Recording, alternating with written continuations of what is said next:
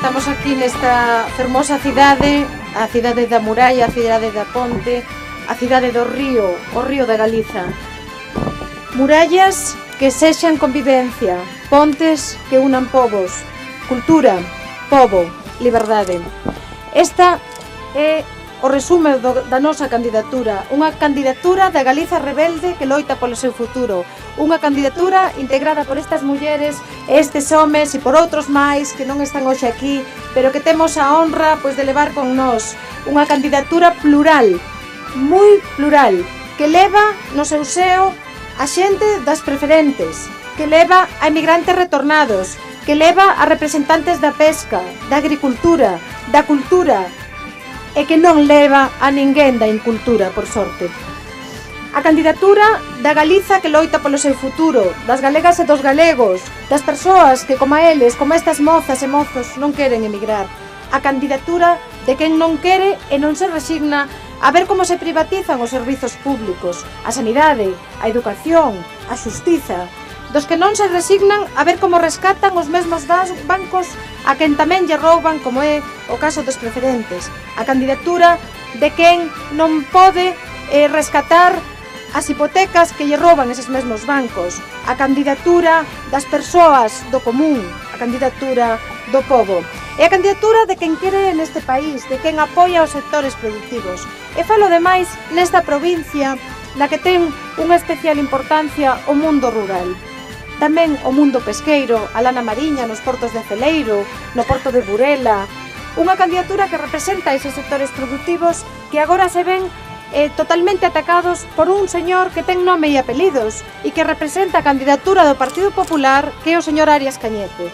Un home que ten unha folla de servizos para este país totalmente negativa. Unha folla de servizos que lle acaba de perder aos labregos e produtores de gando da Galiza nada máis e nada menos que 300 millóns de euros. O señor Cañete fíxolle perder a este país 300 millóns de euros en desenvolvimento rural.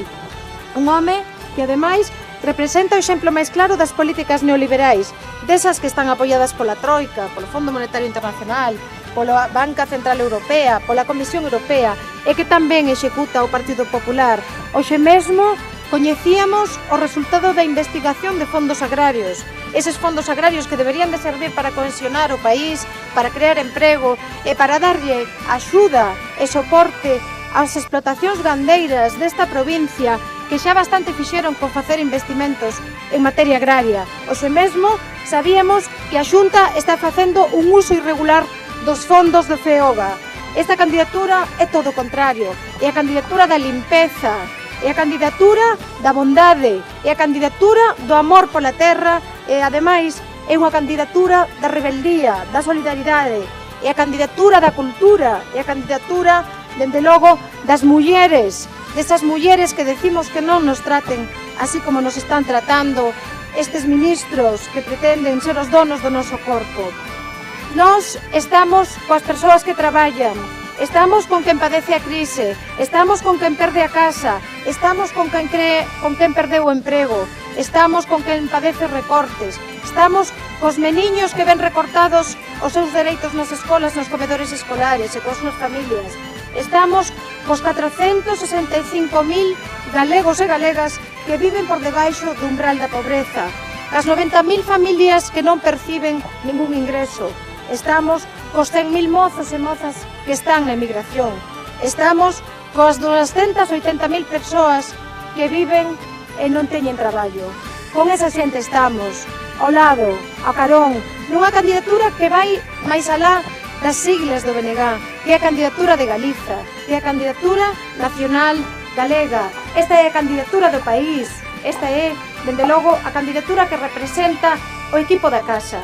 E con esta ilusión que temos, con esta capacidade que queremos transmitir por todo o país, porque nós non aparecemos de paracaidistas agora que empeza a campaña electoral. Nós levamos 5 anos traballando duramente polos camiños, polas corredoiras, polos portos deste país, dende Burela a Tui, por todos os sectores, estando ademais a carón da xente cando ten problemas, non simplemente para poñernos triunfos electorais de paracaidistas que aparecen, insisto, só na campaña electoral.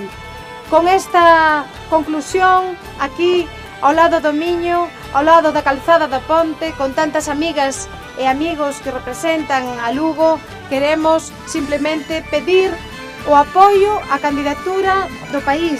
Esta é a candidatura das persoas que están excluídas, das persoas que padecen a crise, a candidatura dos que queremos rescatar a este país e non que nos rescate a banca especulativa. Moitas grazas.